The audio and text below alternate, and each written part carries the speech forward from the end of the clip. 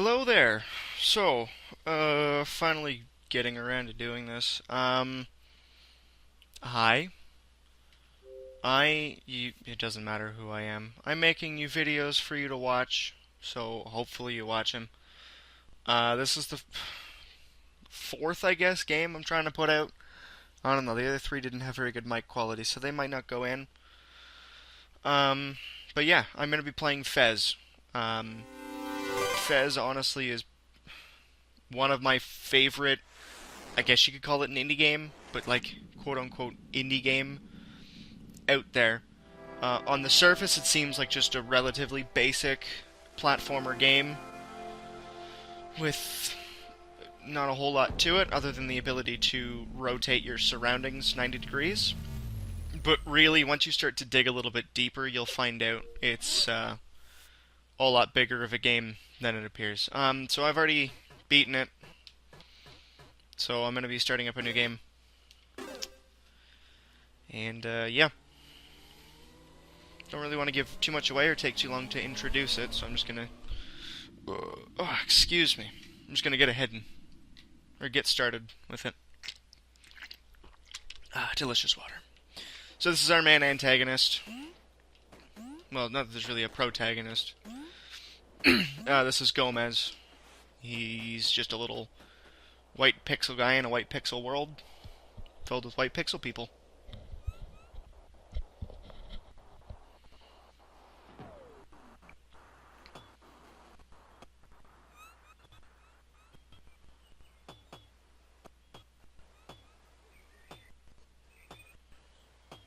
Got a very interesting mailing system here. Seems kind of pointless. So let's read the mail. Dear Gomez, please meet me. I'm just gonna let this load. Please meet me at the top of the village. I have something very important to tell you. Today is special day. Geezer. Geezer? Geezer. I don't know. Okay, so yeah. Very simple platforming. I can open these doors, but I'm going to do that a little bit later, because there's no point at the moment. And these vines I can climb. This becomes very important, because a lot of the game, a lot of its platforming stuff is from that. Hooray! Made it to the top of the village. I'll talk to Geezer. Ha! There you are. Today is special day. Adventure is ready. It's Gomez time. Anytime now. Just you oh, there you go. Okay, so this is where things get a little bit different. I've translated this upcoming passage myself. I know, it's very... doesn't seem like much, but as soon as you read what he's got to say, you'll realize how big of a job this was. The entire game's alphabet, other than like this area of the game, is in this really weird text. You'll see it in a second. So here I've just been transported into this room. This is the hexahedron. And he's just going to start talking. So that's the language it's in. So it's read, you start in the top right corner and go down, and then move left one, and then down. So, hi there, how are you? I will be your hexahedron today. So this is just a routine procedure, but I do need someone here just in case something goes wrong. If something does go wrong, you're going to have to clean up the mess. Hey, wait a minute. Can you even understand what I'm saying? What is wrong with your head? Oh well, you're here now. Might as well do this thing. Prepare to have your mind blown. So yeah, all the letters are just, it's difficult. And it's easier if I just do it this way, so there's no confusion, like, oh, I wonder what it said. So this is a hexahedron, it's just a type of cube. I don't know. Really don't need to delve deeper into that. And he's showering me with words. I don't even want to go stop motion and figure out what they mean. Alright, welcome to the club. Enjoy your free hat. I kind of thought maybe this would not work because of your weird head, but everything looks okay from over here. Thanks for the hand. You can go home now. It was very nice to meet you.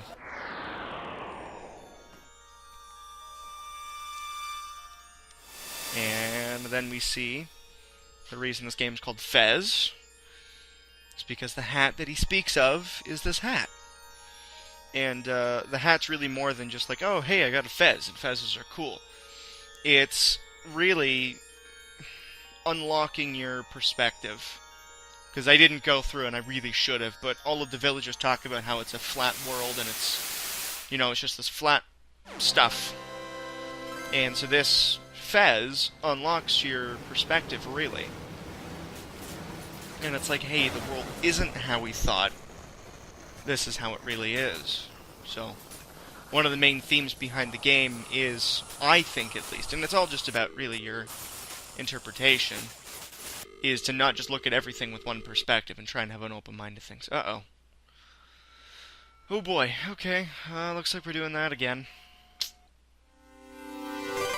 Just gonna skip this. A lot of people don't realize you can skip all this.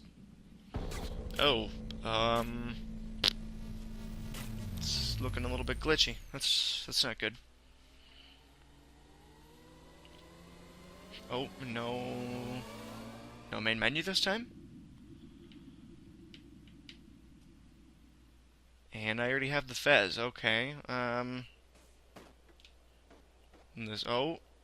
I'm getting weird 3D anim. I'm kidding. It's supposed to happen. I like to trick people. I'm a trickster. So here you can see the village we were just in, climbing and whatnot. There's really this big 3D world that nobody seemed to realize before. So this is Bit, or Dot.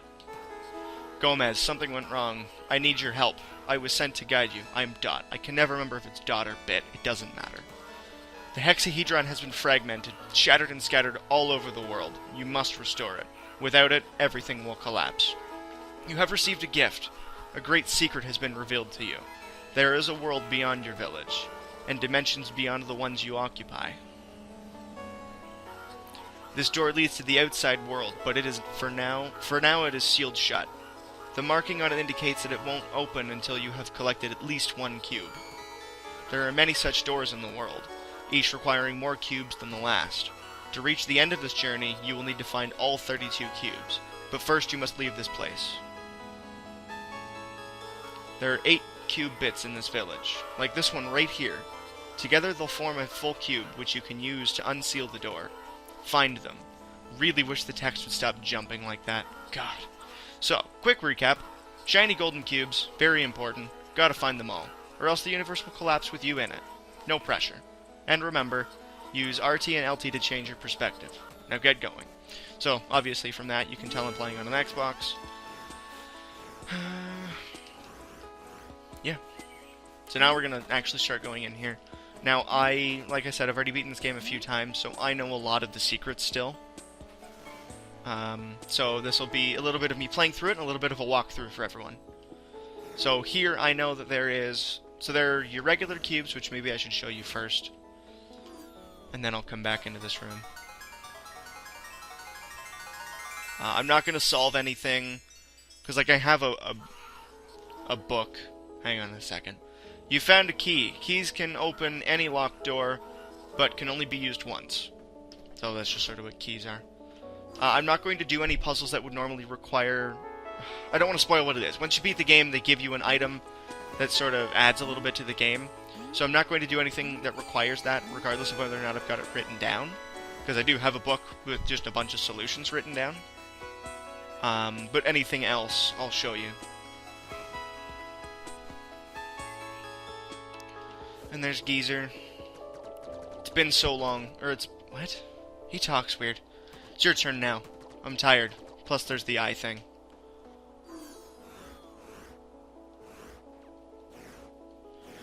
Oh, I didn't even realize this. There are these owls throughout the game, and his room actually shows you where all of them are. Okay. I know where they all are, I think. Doopy-doop. Let's use the key we got and open up this door. I'm not even going to bother talking to people. They don't really tell you anything. They're just like, hey, you rotated things. So this is a map. Woo. I'll show you guys what this thing is for later on. You found a treasure map. A map of what? To where? I don't know. Go figure it out yourself. So this room is actually a puzzle in itself. The weird shapes here, the ones up in the top left corner, are numbers. Can we find number 1? I don't know. I don't think this room can actually be solved without the item you get. So, we'll leave it for now. Yeah, it's this room and the other room with the monocle guy.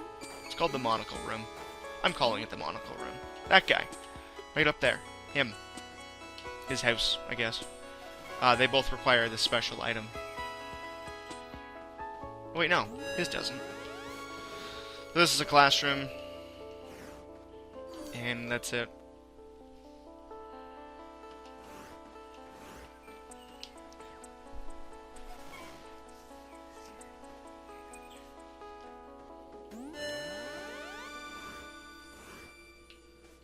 So you can see, like, these people look really weird.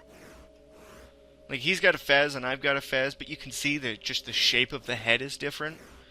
And once the game progresses, I'll sort of explain that a little bit. A lot of the things in this village don't make much sense until they're explained, but I don't want to just explain the game without playing it, because it's kind of, there's a lot more to it that, I don't know. Like I said earlier, there's a lot more underneath than what it appears to be on the surface.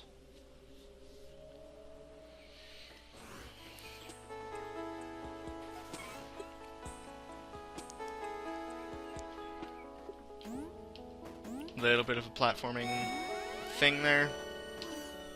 Not really much of anything.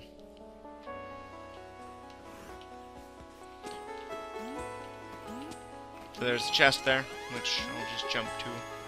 So the thing with these is you have to be in front of it, unfortunately. You can't just, like, kick it open. And we get another key. And then we'll use the block of infinite movement. And right now, the game probably seems kind of confusing because it seems like a flat game, regardless of how many times I rotate the perspective.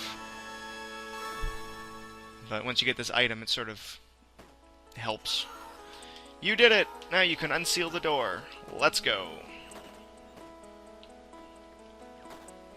Okay, so now that I've got that, it wasn't that room, it was this room.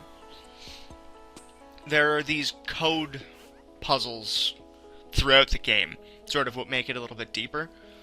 This wall in particular. It seems very basic, like there's nothing special about it, but it's actually a code, and I thought it was going to be based off of the direction their fezzes were facing, but it's the position of it on their head. So if it's on the right side, it's going to be a right trigger, and if it's on the left side, it's going to be a left trigger. So we have right, right, left, right, left, left, right, right. So right, right, left, right, left, left, right, right. Or did I do that wrong? Oh, it's left, left, left, right. Okay, so right, left, left, right, left, left, left, right. Or was it the other way around?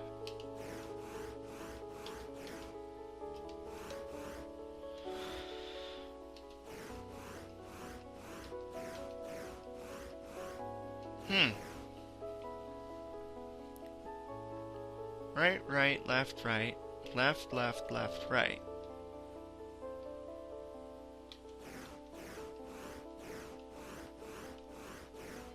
Oh, there we go.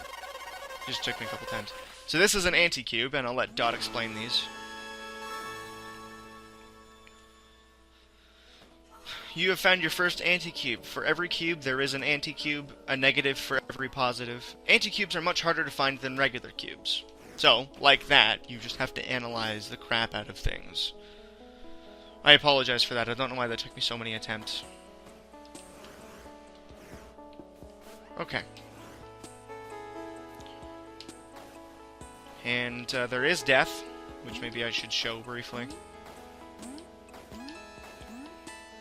Blah. But there is literally no penalty for it whatsoever. It's just sort of to add a little bit of a mechanic to the game. Like, hey, you can't just do whatever you want. The door is unsealed. Are you ready to begin your adventure? But yeah, death has no penalty. Hey, listen, Navi. Haha. I know this is your first time outside the village, so if you get lost, you can use your world map. Press the back button to bring up the world map. Which actually brings up a good point. You can see Oh, this is the world map. It shows you where you've been. You can zoom in using left bumper and right bumper, and rotate with LT and RT. Each node represents a place in the world. A gold plating on a node means you have found every item, secret, or passage in that node. So yeah, nodes are just these. And I was literally going to say, as Dot, I'm just going to say she, because Navi was a she, and it reminds me of Navi. As she was saying the things about the gold plating, I was going to mention that. If it's gold, it means you found everything in the room, and if it's white, it means you haven't, or in the node, rather. So you can see all the areas I was in are gold, except for... Oh, that's a text message. Except for this one. So, that's because we didn't figure out the puzzle, and apparently I missed a room, but that's okay. So this is a bit of a platforming puzzle. This is sort of where the rotation mechanics come in, because I can just climb across this, or I can rotate and be over here right away, which is kind of cool. And we'll rotate again. And I like this. It's just an entire... I'm a very musical person, so one of the things I really enjoyed about this game, on top of the ridiculously amazing soundtrack, was the fact that the cube bits are a scale. It's just, it's a nice happy feeling. I don't know. Did get a text message. I should probably read it. Oh boy. Okay, well, now that this door is open, this is probably a good place to stop. So hopefully you've enjoyed this episode. Oh geez, I am running close to 17 minutes. Alright, good timing. Hopefully you've enjoyed this game, and it's interested you. You've probably already seen a lot about it. But, anywho, if you liked it, be sure to give it a like or whatever people do on YouTube these days. I don't know, I'm so out of the loop. And, if you have any games that you think would be cool for me to play, you just feel free to recommend them, and I will give them a try. Alright, thanks for watching.